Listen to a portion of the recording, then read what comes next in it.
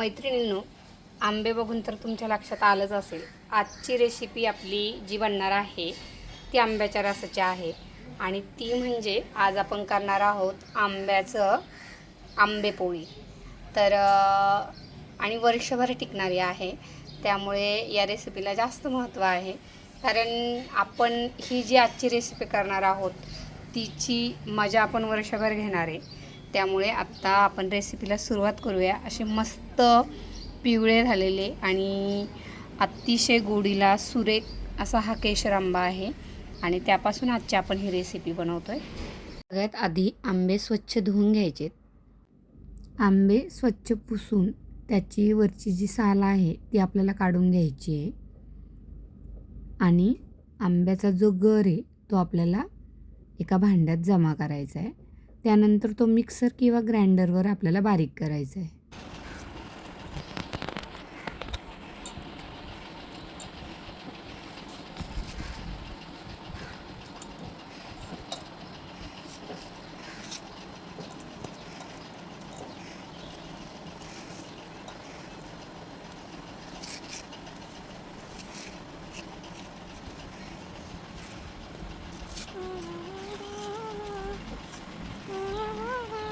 कारण मी जो 2 किलो आंबे सोलले होते आणि त्याचा असा मस्त प्लग काढला होता. आता हा आपल्याला ग्राइंडरने बारीक करून घ्यायचा आहे आणि याच्यात जराही एकही थेंब आपण पाण्याचा येऊ दिलेला नाही आहे. ती काळजी घ्यायची आहे आपल्याला.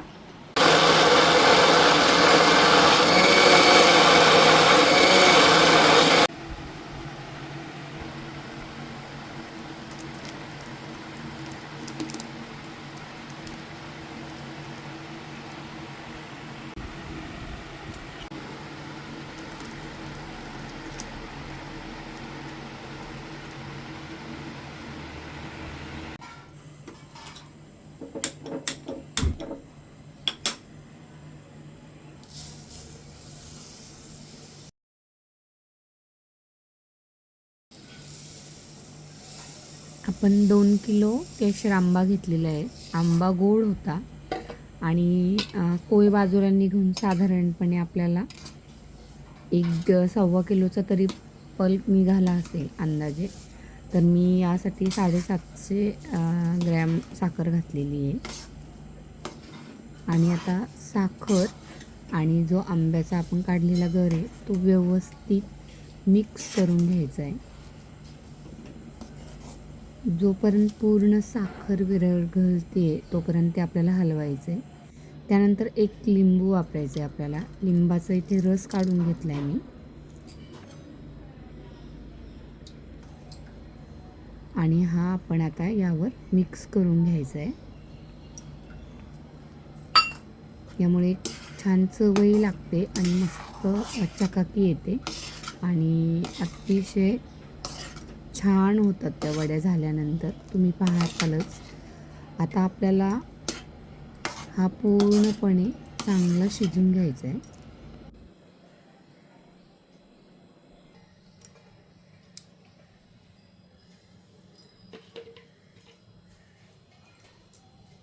एकीकडं हे पापड करण्यासाठी आपल्याला अशा प्लेट घ्यायच्यात. त्यावर तूप घालून तूप चारी बाजूने आपल्याला लावून घ्यायचं आहे, जेणेकरून सुकल्यानंतर आपले सहजरित्या पापड निघले जातात.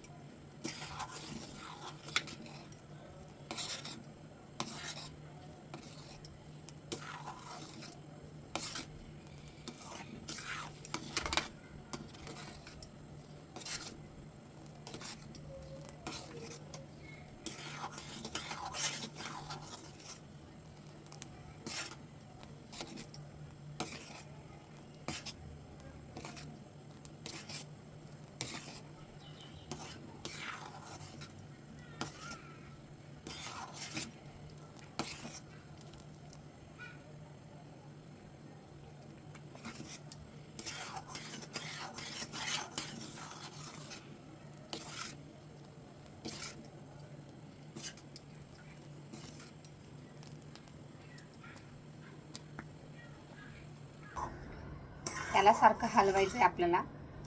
पाक आपल्याला कसा परिपूर्ण झाला आहे ते जर ओळखायचं असेल तर आपल्याला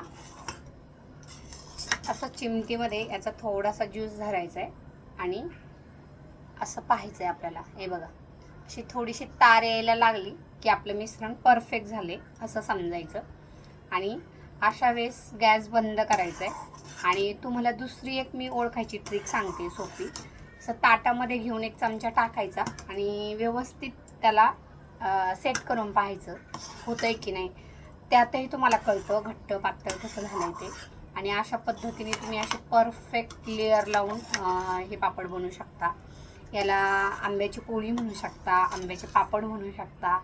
जाड थर देऊन याची आंब्याची वडीसुद्धा छान बनते, पण मग ती सुकायला टाईम लागतो. त्यामुळे आपण पातळ लेअरमध्येच ही बनवणार आहोत. अतिशय सोपी, वर्षभर टिकणारी आणि मुलं खूप आवडीने खाणारी ही रेसिपी आहे. तर तुम्हीसुद्धा नक्की ट्राय करा. आणि आता आपलं मस्त हे परफेक्ट शिजून झालेलं आहे. हे खूप वेळही शिजवायचं नाही. जसं जसं शिजायला लागतं ना तसे तसे त्याचे बुडबुडे उडतात. तुम्हाला मी दाखवते. आता हे आपलं तयार झालेलं आहे आणि कसे बुडबुडे उडत आहेत तेही मी तुम्हाला दाखवलं. हे बघा, यामध्ये जराही पाणी नाही आहे, फक्त आपण साखर घातलेली आहे आणि एक लिंबाचा रस घातलेला आहे. आणि अशा पद्धतीने आपलं हे मिश्रण रेडी झालेलं आहे. तर आपण पहिलं तुम्हाला मी ताटावर घालून दाखवते. एका आपण 4 ताटं तयार ठेवलेली आहे. तर आपण ताटं बनवून ठेवलेली आहे तूप लावून. तर यामध्ये मी आता मिश्रण घालून घेते. तर तुम्हाला आधी चेक करण्यासाठी थोडंसं आपण मिश्रण घातलं आहे 1 चमचा.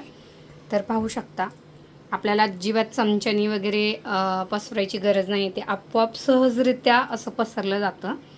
तर आपलं मिश्रण आता परफेक्ट तयार आहे. आपण घालून घेऊया सगळं मिश्रण. साधारणपणे माझ्या हातात जो चमचा आहे तर 3 ते 4 चमचे या ताटावर बसणार आहे. ताटही मोठं आहे. आणि आता छान आपण पसरून घेऊया सगळीकडे एकसारखं त्याला.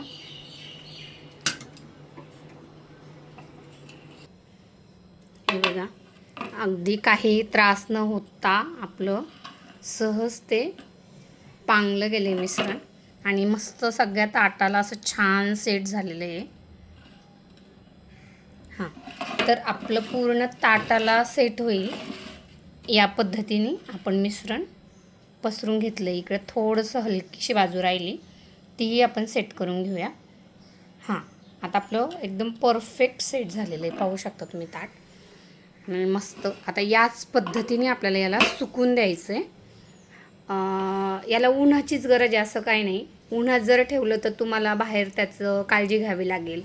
म्हणजे पक्षी म्हणा किंवा धूळ म्हणा यापासून त्याचं संरक्षण करावं लागेल. तसं तुम्ही हे फॅनच्या हवेखाली सुद्धा सुकू शकता.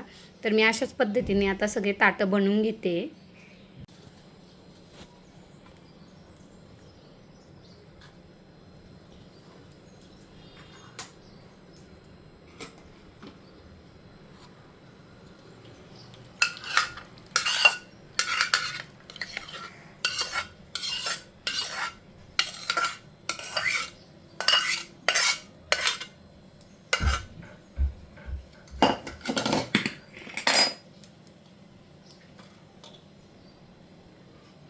या पद्धतीने पूर्ण मिश्रण मी आता वापरलेलं आहे.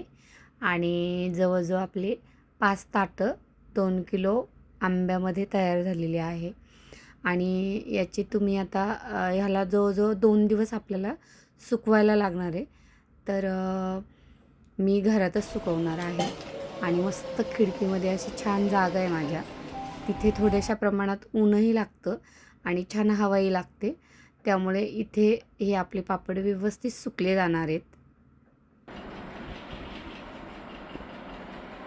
तर मैत्रिणींनो, असे आपले 2 किलो आंब्याचे एवढे सारे आंब्याचे पापड झालेले आणि याचा आनंद आपण वर्षभर घेऊ शकतो.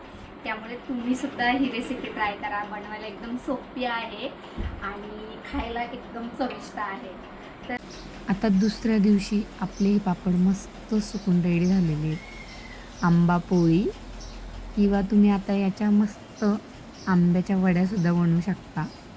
तर मी तुम्हाला काढून दाखवते. साईडनी थोडासा चाकू घालून पहिलं सुट्ट करून घ्यायचं आहे. त्यामुळे आपल्याला पापड काढायला सोपे जाते. तर मी चारही बाजूने असा चाकू फिरून घेतला आणि त्यानंतर एका साईडने थोडंसं टोक वरती करून घ्यायचं आणि दोन्ही हाताच्या बोटाच्या सहाय्याने पापड आपल्याला काढायचा आहे. मी आता हा तुम्हाला काढून दाखवते आणि व्यवस्थित निघतोय तो आणि लेअरसुद्धा किती छान झाली आहे बघा. फार जास्त जाडही नाही किंवा अशी एकदम तुटण्यासारखी पातळसुद्धा नाही. तर मी फक्त तुम्हाला काढून यासाठी दाखवलं आहे की तो किती परफेक्ट तयार झालेला आहे. पण आपण याच्यामध्येच आता या वड्या बनवणार आहोत किंवा मी अशी छान त्याची रोल करून ठेवणार आहे. तर आता मी तुम्हाला दाखवते. पाहू शकता लेअर तुम्ही किती छान झाली आहे ती आणि बरोबर म्हणजे 24 तासांनी एकदम व्यवस्थित ते तयार होतात. तर आता मी ताटावर घेऊनच तुम्हाला ते कापूनसुद्धा दाखवणार आहे मी कशा पद्धतीने ठेवलेत. काही आकार आपण चौकोनी कापणार आहोत आणि काही आपण रोल करून ठेवणार आहोत. तर मी या पद्धतीने ते कट करून घेतले.